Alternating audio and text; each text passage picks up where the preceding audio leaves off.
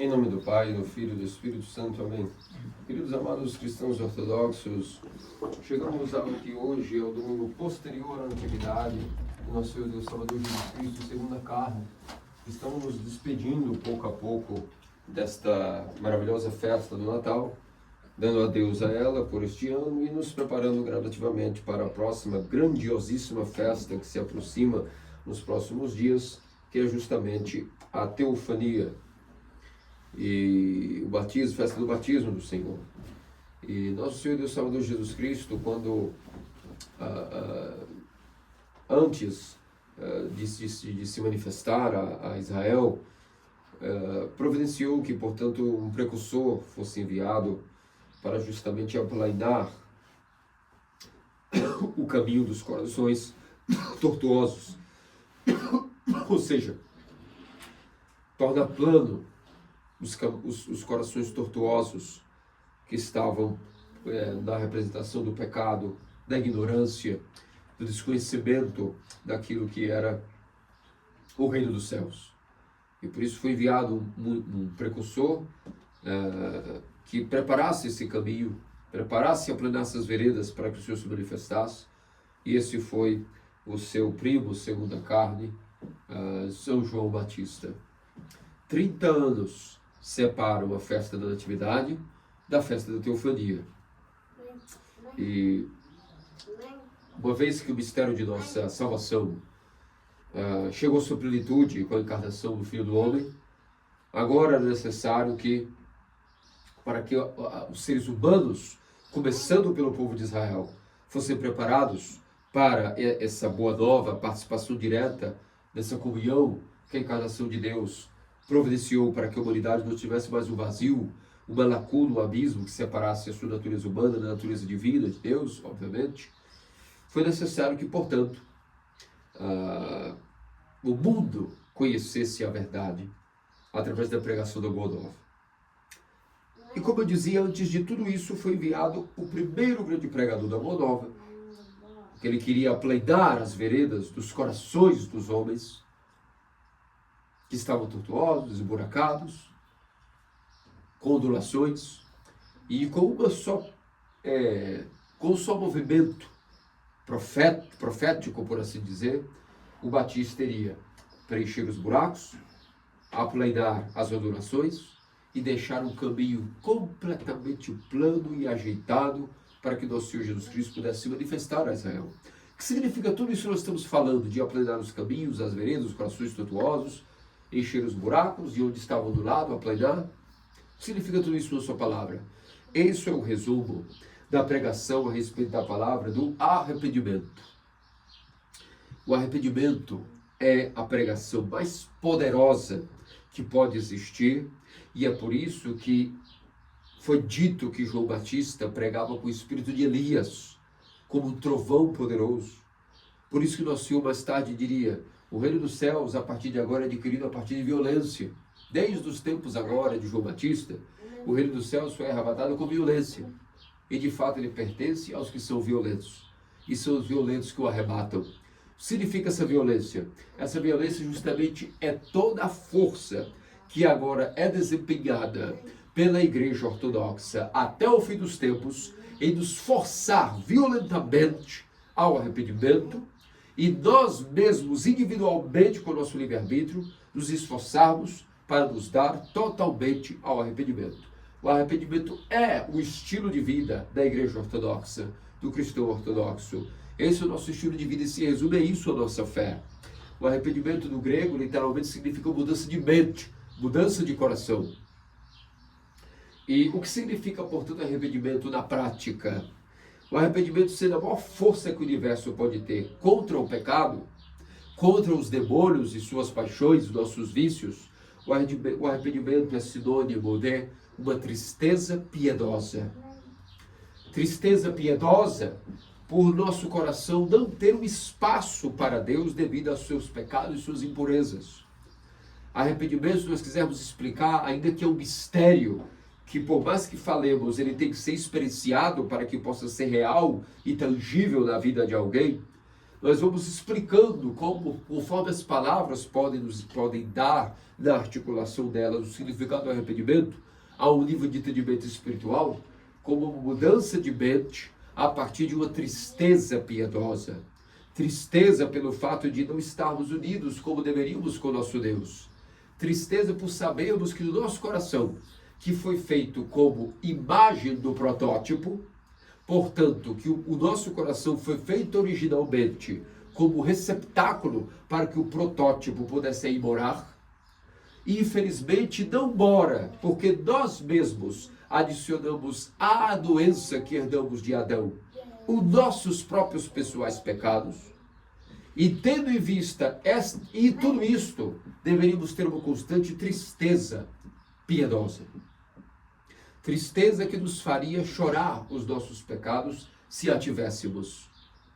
Tristeza pelo fato de não concluirmos bem a nossa única profissão e tarefa, que desta vida é ter uma união total com Deus. E que, infelizmente, o peso de nossos pecados e as nossas impurezas impedem que esse coração esteja puro para que Deus possa nele habitar. E uma tristeza piedosa pelo fato de nós, portanto, necessitarmos de, chorando os nossos pecados, nos arrepender dele. Através dessa tristeza piedosa, estarmos contritos, quebrantados, ao ponto de nos oferecermos a Deus com toda a nossa vontade, com todo o nosso ser, para que Ele possa realizar o mistério de nossa salvação, limpando o nosso coração, nem que seja pouco a pouco, para que cada parte do coração que seja limpo, o protótipo possa vir habitar em sua imagem gradativamente. Isso é arrependimento e uma simples e mera explicação, ainda que ele é um tema muito profundo, o mistério do estilo de vida da Igreja Ortodoxa. E para isso foi enviado o primeiro precursor, para ensinando as pessoas sobre essa palavra que nunca havia sido escutada antes no meio dos judeus, não nesses termos e explicações, que agora nós estamos nos preparando para a chegada da festa da teofania, que é justamente mudem a mente, porque o reino dos céus está à porta, porque o reino dos céus está próximo. Nesse sentido, essa pregação é desconhecida para o povo de Israel, para os judeus. Não se imaginava que um pecador pudesse mudar instantaneamente o seu estado de um pecador para um homem que estava em plena comunhão com Deus. Mas João Batista começou a dizer que sim, e que inclusive a justiça dos fariseus não superariam nada, não mudariam nada a vida de alguém, porque na verdade era uma justiça falha, era justiça hipócrita, raça de víboras. Mas ele estava inaugurando o que era o movimento do borbulhar futuro das águas, que simboliza justamente toda a energia que faz com que o homem possa ter a força para completar o seu arrependimento, que é a graça do Espírito Santo. Essa violência que João Batista pregava, o seu evangelho, a sua boa nova, era o que estava começando a aquecer os corações dos pecadores, que nunca haviam escutado isso. Mudem a mente, porque o reino do céu está próximo. E muitos pecadores vinham para batizar-se com ele, porque sentiam força em suas palavras cheias de poder, e essa força significava o quê? Uma tristeza piedosa, que batia neles não como mero remorso, mas, volto a dizer, uma tristeza piedosa, começava a penetrar as almas dos pecadores que escutavam a pregação de João, como a voz que ele clama do deserto. E passado um tempo, essa tristeza piedosa também dava lugar a uma consolação muito grande, uma paz de espírito, em sabendo que ele estava inaugurando, o que o Messias iria concluir. Arrependei-vos, ou seja, mudai vossas mentes, porque o reino dos céus está próximo, está à porta.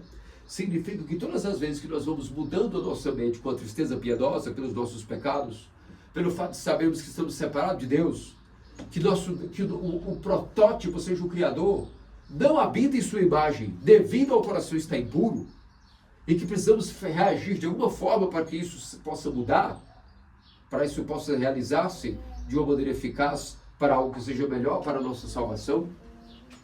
Quando nós assim concluímos, quando nós assim de fato pensamos que é possível, automaticamente nós vamos começar a dar os primeiros passos para o arrependimento.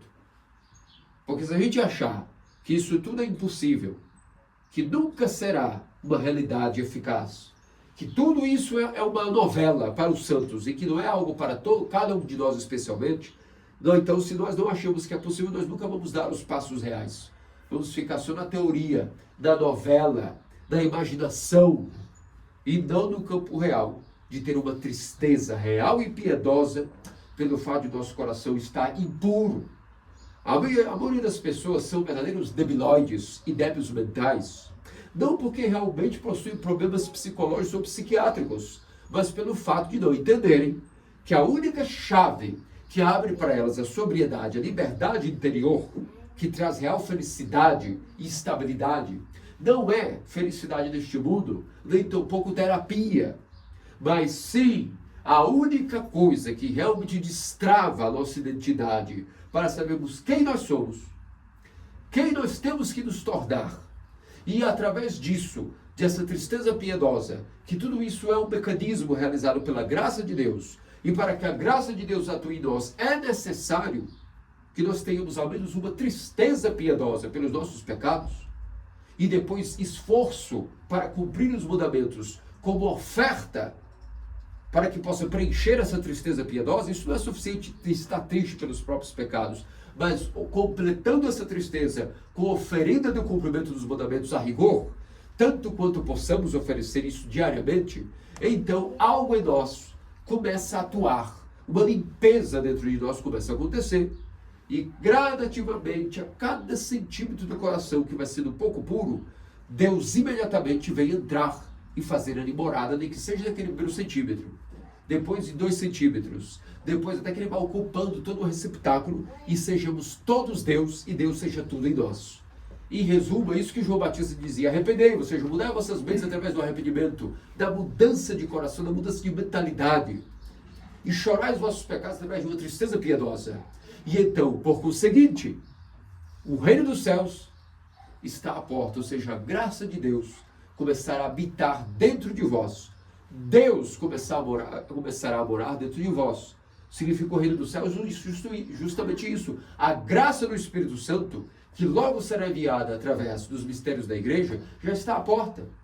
E nosso Senhor Jesus Cristo, mais adiante, disse o seguinte: o reino dos céus nem está à porta mais. O reino dos céus está dentro de vós. Que significa, conforme vamos purificando nossos corações, através dessa tristeza piedosa, das lágrimas de compulsão de um coração contrito e quebrantado, o qual Deus não despreza, o reino dos céus vai se manifestando dentro de nós, ou seja, em nossos corações. Todas as vezes que nos esforçamos para cumprir o mandamento, para não descumprir a lei, para não estarmos escorregando, e mesmo se escorregarmos, voltarmos novamente com maior força do que estávamos, com tristeza piedosa, pelos pecados que cometemos, esse movimento de não desistir, de sempre levantar e nunca desistir, de estarmos nos dando ao arrependimento, faz com que pouco a pouco, parte por parte do nosso coração que vai sendo purificado, Deus possa vir habitar com sua graça e suas energias, totalmente dando-se todo através delas em nós. É isso que significa que o reino dos céus está à porta, ou melhor dizendo, dentro de nós. E é por isso, meus amados cristãos ortodoxos, que a Santa Igreja também, além de tudo isso que eu expliquei, de uma tristeza piedosa a respeito dos nossos pecados, o arrependimento não é só esse estado de constante tristeza piedosa pelos nossos pecados, e que mais tarde se tornará até uma triste alegria, o estado do que os gregos chamam de harmonip, uma triste alegria ou alegria produtora de lágrimas, que é um fenômeno onde nós estamos ao mesmo tempo que chorando nossos pecados com tristeza, ao ver os reinos dos céus entrando em nós pouco a pouco, nos enchemos de alegria de compulsão. E essa alegria de compulsão faz com que nós também sejamos tristes pelos pecados que temos, porque experimentamos um pouquinho a Deus e vemos o quão terrível é estar distante dele. E essa tristeza piedosa também produz mais alegria inefável, pelo fato de sabermos que ao menos agora estamos conseguindo limpar os nossos pecados e nos arrepender e, portanto, ver que a realidade da igreja real já neste mundo é tangível. Esta alegria produtora de lágrimas, ou esta triste alegria, é um mistério, um estado interior, que é justamente aquilo que fará com que a nossa mente mais possa mudar. É um mistério. Mas, além de tudo isso, nossos pais também têm algumas explicações sobre o arrependimento. Por exemplo, Santo Isaac Sírio nos ensina que o mundo e as paixões é como uma terra, uma nação, onde jaz e reina o demônio, o maligno, os vícios e as paixões. E o reino dos céus é como outro porto, no outro lado do oceano, que nós temos que atravessar como se fosse o oceano da vida. Toda a nossa vida, que terá suas tentações, suas tribulações, nossas paixões, os demônios também estão ali, vagando no alto mar, para tentar fazer-nos nunca chegar onde nós temos que chegar, que é o nosso destino, o reino dos céus. Então, o primeiro movimento que nós temos que fazer é planejar como é que eu vou atravessar do lado da terra dos demônios para a terra do reino dos céus. Do mundo das paixões para o mundo das virtudes. E a primeira coisa que nós temos que fazer é ter um transporte para isso. E esse transporte é procurar, portanto, um barco. Temos que ter um bote. Temos que ter alguma nau, alguma caravela, algo, uma canoa que seja, que possa nos levar deste porto das paixões até o reino dos céus, o porto de salvação, o porto seguro, do outro lado da margem. Esse barco que nos levará até aí é o arrependimento. Mas para que mais ainda o arrependimento seja entendido, Santo Isaac o Sírio complementa essa explicação com o seguinte: assim como toda canoa ou barco precisa de uma força motriz, remos, alguém que reme, algum motor, alguma força motriz que empurre essa embarcação até o outro lado do porto e que inclusive aguente as ondulações, as tempestades, as turbulências do mar, assim também o homem, não basta que ele esteja no processo de arrependimento. A força que empurra esse arrependimento para que nós possamos chegar àquilo que é o reino dos céus é justamente o que ele chama de temor de Deus. O remar, a força motriz que empurra o barco do arrependimento para o reino dos céus é o temor de Deus. E aqui gera-se outra pergunta: o que seria o temor de Deus segundo nossos santos padres? O temor de Deus muitas vezes é confundido, principalmente na teologia protestante e papista, como medo de Deus, como se fosse temer a Deus. E isso não é uma verdade, não no entendimento ortodoxo. Nosso santo rei profeta Salomão já havia nos dito que o temor de Deus é o princípio e a base da sabedoria. Ora, como pode ser que medo de punição, medo de ser corrigido ou punido, como pode ser que esse sentimento de temer a correção ou punição possa vir a ser a base de alguma sequer sabedoria? Não há como. Não há como sabedoria como base o medo de punição, o medo de castigo, o medo de chicote. Isso não pode ser a base de nenhuma sabedoria. Então o que é temor a Deus? Temor a Deus, segundo os santos padres, é o medo, não de punição que Deus possa nos dar, porque sabemos que Deus não castiga nem pune ninguém, porque Deus é todo amor e toda misericórdia. Como é que ele vai punir e castigar alguém? Não existe castigo de Deus, não existe punição de Deus. Existe, na verdade, o temor de Deus como explicação, é o medo do amor de Deus. Vejam que diferença. Como assim medo do amor de Deus? Então o temor de Deus não é medo de punição de Deus, mas seria medo do amor de Deus? Como medo do amor de Deus? Meus amados cristãos ortodoxos, o princípio da sabedoria é, na verdade, o medo do amor de Deus. É temer o amor de Deus. Por quê? Porque quando nós, de fato, tememos a Deus no sentido de temor, no sentido de espiritual, ou seja, temer alguém, eu tenho temor pelo meu pai e pela minha mãe. Não é ter medo do pai e da mãe. Eu tenho temor pelo meu Deus. Não é tampouco ter medo da punição do teu Deus. Porque ninguém ama o pai e a mãe, tendo como base desse amor o medo de ser castigado pelo pai e a mãe. Isso não tem sentido. Nós amamos, nós tememos o nosso pai e nossa mãe no sentido elevado de ter medo do amor deles. Como é isso ter medo do amor deles? É que, para nós, o amor do pai e da mãe é tão caro que nós temos medo de perdermos. Ou deveríamos ter medo de perdermos um dia esse amor. É claro que na sociedade de hoje, o que eu estou falando não tem significado algum. O que mais eu vejo quando vejo dos cristãos ortodoxos recém-chegados à igreja é que grande parte de seus traumas é porque eles não têm uma relação de temor no sentido de que eu estou dizendo com seu pai e sua mãe. Então como é que vão ter temor às coisas da igreja? Como é que sequer vão entender o que nós estamos explicando hoje sobre arrependimento, se nem o temor a Deus ou ao pai e à mãe, que são as figuras mais próximas do que seria o amor maior, o pai, a mãe e Deus, estão sempre conectados, honrar pai e mãe e a própria divindade. Como é que nós vamos explicar arrependimento se não há um temor por pai e mãe da nossa nova geração que se acha fantástica o suficiente para não sequer temer o pai e a mãe.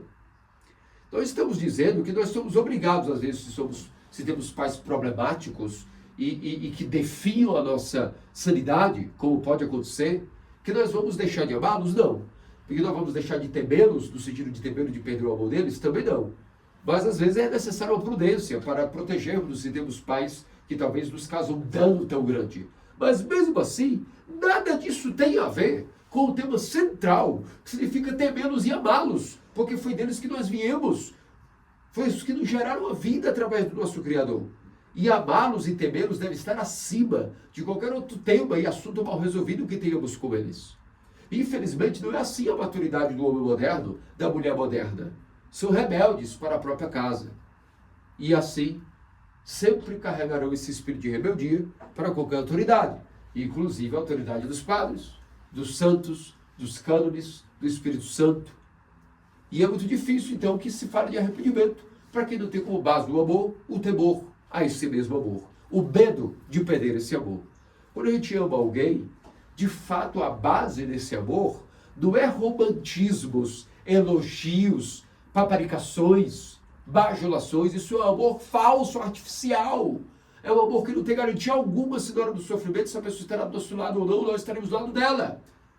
O amor verdadeiro tem como base o temor, o medo desse amor. O que significa ter medo desse amor? O medo de perder para sempre um dia esse amor, pelo fato de nós termos magoado essa pessoa, pelo fato de nós termos infligido essa pessoa com algum pecado nosso contra o próximo. E a base do amor ao próximo é a base do amor a Deus. Isso é um só mandamento, amar a Deus e ao próximo. Não são coisas diferentes. Amar ao próximo e amar a Deus é um só movimento, é uma só coisa, é uma só energia. Amar a Deus e ao próximo. Então, o que significa? Quando nós temos medo de, devido a nossos pecados, magoar alguém ao ponto de perder para sempre esse amor, aí nós temos dentro de nós um constante temor por esse amor, medo desse amor. E então nós vamos nutrir essa relação com toda a força que nós tenhamos ao nosso alcance para não escorregar e não causar danos a essa relação. Ainda que tenhamos falhas, nós vamos sempre pedir perdão. Ainda que nós cometemos delírios, nós vamos rapidamente tentar compensar isso com algum ato de amor. A mesma coisa para com o nosso Deus. Diante da divindade, diante do nosso Criador, nós devemos ter medo do amor de Deus. Medo de, devido aos nossos pecados, criarmos uma barreira tão grande entre nossa alma e Ele, que daqui a pouco nós não tenhamos mais relação alguma com Ele. Que estejamos, não que Deus nos faça perder-nos diante dEle.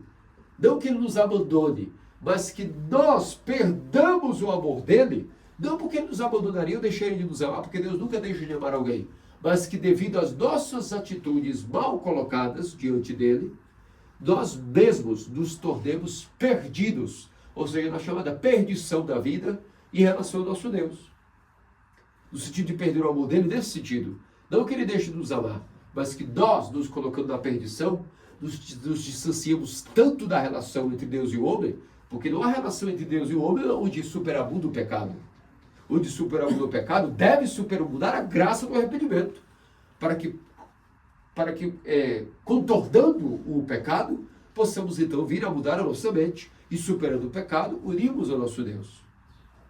Logo, o medo de perder o amor de Deus, nesse sentido o qual eu expliquei, é a base do que seria a sabedoria, o temor de Deus, que é a força motriz que empurra o barco do arrependimento para o porto feliz, o porto seguro de nossa salvação, que é sinônimo do reino dos céus e o fim de nossa vida. Ou, não somente o fim de nossa vida, nossa jornada, mas já aqui nesta vida, a plena graça da deificação e comunhão total com Deus. Hoje nós celebramos o onomástico de dois de nossos clérigos de nossa missão Tupi-Guarani, ou seja, de Brasil-Paraguai, que é justamente o leitor José, da missão de São João Cassiano e Goiânia, assim como também o padre Davi, diácono, responsável por ser o guardião da missão de Itaguá, do Paraguai. E esses dois clérigos possuem seus santos tão excepcionalmente aclamados pela igreja: Santo Justo Noivo José, esposo da sempre Virgem Maria, como noivo, guardião, e o Santo Rei e Profeta Davi. Além de que hoje também comemoramos Santiago. Primeira coisa, por que será que comemoramos após o domingo da Natividade esses 3 santos de maneira tão exemplar? Comemoramos Davi, porque todo o mistério da encarnação vem da raiz de Jessé. E da raiz de Jessé veio Davi. E Davi se alegra ao saber que se cumpriu o mistério ao qual ele viu e contemplou e profetizou. Então honramos esse antepassado de maneira especial, não só no domingo dos antepassados, mas num dia à parte, em destaque, no domingo posterior à Natividade. Honrando a casa de Davi, da onde veio a nossa salvação. Depois o Santo Rei, São José, o noivo, e seu filho, Tiago. Porque se vocês veem o ícone que é separado para o domingo de hoje, é o ícone onde temos aí desenhado, escrito, a Mãe de Deus, sentada sobre um jumento, com o bebê Jesus no seu colo, na frente que vai puxando esse jumento é São Tiago, e atrás vem caminhando junto a São José. Ou, depende da ordem, às vezes São José vai carregando o menino nos braços, no colo, puxando o jumentinho, a Mãe de Deus descansando no jumento e Tiago atrás segurando uma trouxa de comida. Significa isso, que pela tradição nós sabemos que mais ou menos tinha, quando Cristo nasceu e fugiu para o Egito, ao pedido de sonho do anjo a José, que um dos filhos de José, como eu já falei em outra homilia recente, São José tinha 7 filhos, 4 homens e 3 meninas, e desses 4 filhos, esses 4 filhos se tornaram discípulos e apóstolos de Cristo, entre eles, entre Simão Zelota, Tadeu e também ele mesmo, Tiago, havia justamente o que chamava-se Tiago Maior, ou seja, o irmão mais velho de Cristo, segundo a adoção do seu pai adotivo José. E, para ajudar o seu pai nessa missão, quem foi para o Egito junto com José e a Virgem Maria foi São Tiago, que mais tarde tornar-se-ia bispo de Jerusalém. E a tradição nos diz que ele tinha mais ou menos 16 anos de idade. Era um adolescente de 16 anos, quando, junto à companhia da Virgem Theotokos e o patriarca José, foge para ser uma mão de obra do serviço, da fuga, da proteção, da segurança, foge com eles para o Egito. Isso não está detalhado no Evangelho, mas a própria biografia do santo apóstolo Tiago nos mostra que ele, em sua juventude, fugiu para o Egito junto com seu pai e a Theotokos e sempre Virgem Maria e o próprio Deus, seu irmão adotivo. E por isso que junto com Davi, no sentido místico e profético, agora no domingo posterior à Natividade, como o Evangelho lido é a fuga para o Egito, então se comemora esses 2 santos que participaram de maneira tão viva e especial da proteção da Virgem do menino recém-nascido, nosso Deus, rumo ao Egito, sendo ele José e Tiago. Então por isso que comemoramos ele também no domingo posterior de maneira muito destacada. Os Tiagos hoje também são comemorados, assim como os que têm como santo protetor e enomástico José o noivo, o justo, e também o santo profeta e patriarca Davi. Falando sobre o profeta Davi, não há exemplo maior de arrependimento na Escritura do que nosso santo patriarca Davi. Tendo se enamorado pela beleza sedutora de Betseba, o que aconteceu foi que ele tramou e arquitetou um plano para que pudesse tomá-la como esposa para si. E esse plano foi bem cruel, foi bastante cruel. Aproveitando que uma das campanhas militares de Israel iria fazer um sítio, iria sitiar uma nação inimiga, ele alistou o seu general, que era seu amigo, inclusive de peito e camarada, que era esposo de Betseba, para que fosse enviado junto com o seu general superior para sitiar uma cidade. E deu ordem ao general superior, ao general Mor, para que no momento da batalha que Urias estivesse em uma situação vulnerável, que fosse abandonado e a Israel se retirasse do campo de batalha para que ele morresse de uma maneira programada. E assim ele poderia ter, uma vez que já havia se apaixonado por Betseba e tomado ela para si, iria ter uma maneira de conseguir esconder o seu adultério, tomando-a como esposa, e inclusive a sua maneira, da sua cegueira, como ele ficou cego espiritualmente daquela circunstância, ele achava que tudo estaria bem, que tudo fluiria em paz e amor e felicidade, como se Deus não estivesse mais ouvindo nem escutando nada. Isso chama-se cegueira espiritual, que todos nós, eu, vocês, todos nós, infelizmente, volta e meia passamos pelo que nós chamamos a cegueira espiritual. O torpor é a vida do ser humano, não há o que fazer. Mas, na verdade, há o que se fazer sim, quando nós estamos nisso e despertamos. Ou que Deus nos despertará, através da igreja, ou com o nosso Padre, ou com o Santo, com os anjos, pelas orações de misericórdia da Theotokos, algo nos desperta. E no caso do profeta Davi, foi enviado ele o profeta Natan ao rei Davi, e o despertou de seu torpor. E quando ele caiu em si, e seus olhos espirituais voltaram a contemplar a Deus, segundo o homem, como diz a Escritura, o homem segundo o coração de Deus, ele imediatamente, sem demora, o que ele fez foi levantar-se, correr para o colo de Deus e compôs em lágrimas de compulsão o Salmo 50. Tem pena de meu Deus, segundo tua grande misericórdia, segundo a multidão de tuas clemências, apaga a minha iniquidade, lava-me mais e mais da minha culpa e purifica-me do meu pecado, porque eu conheço a minha maldade, o meu pecado está sempre diante de mim. Pequei contra ti só, somente contra ti eu pequei. Veja que o profeta Davi, com toda a sinceridade, dor, tristeza piedosa, ele não foi acusar os demônios, ele não foi acusar a beleza da mulher, ele não foi acusar o vigor de sua juventude, sua virilidade, não foi acusar a sua realeza, o seu poder. Ele não deu nenhuma justificativa, ele não parou no degrau e poste do pedágio da chamada autojustificação, que não passa do farisaísmo hipócrita, da autojustificação. Ele só humilhou a si mesmo, batendo no peito em lágrimas, com o coração contrito e quebrantado. E o que aconteceu? Não 3 anos depois, 30 anos, 40, imediatamente ele estava soluçando o profeta Natan, abriu seus aposentos e disse: Deus te escutou, Deus te perdoou, Davi. E para provar isso a você, para que você tenha total certeza humana da sua psique, que não é um blefe que Deus te perdoou, você conceberá um filho, e ele será grande entre as nações, e será Salomão. E assim nasce, portanto, do adultério, mas agora de um matrimônio santificado pelo arrependimento, nasce o grande profeta e rei Salomão, o maior entre os reis, o mais sábio de todos os homens, dando continuidade, muito orgulho ao seu pai Davi, levando a Israel ao patamar de dinastia que nunca havia tido e que nunca mais terá. E alegrou-se e regozijou-se Davi no fruto do seu arrependimento, Salomão, e a glória que Salomão deu a ele como orgulho, uma vez que no Hades ele aguardava o reino dos céus e a manifestação da Páscoa, e contemplou tudo isso com os seus olhos espirituais. Então, meus amados cristãos ortodoxos, além de Davi, nós temos outro exemplo, o rei Manassés. Por toda a sua vida foi um grande pecador, mas de repente se arrependeu e compôs a oração que nós sempre cantamos nas grandes completas, a oração do rei Manassés, onde ele, com todo tipo de compulsão, também proclamou um arrependimento a Deus e foi escutado e perdoado.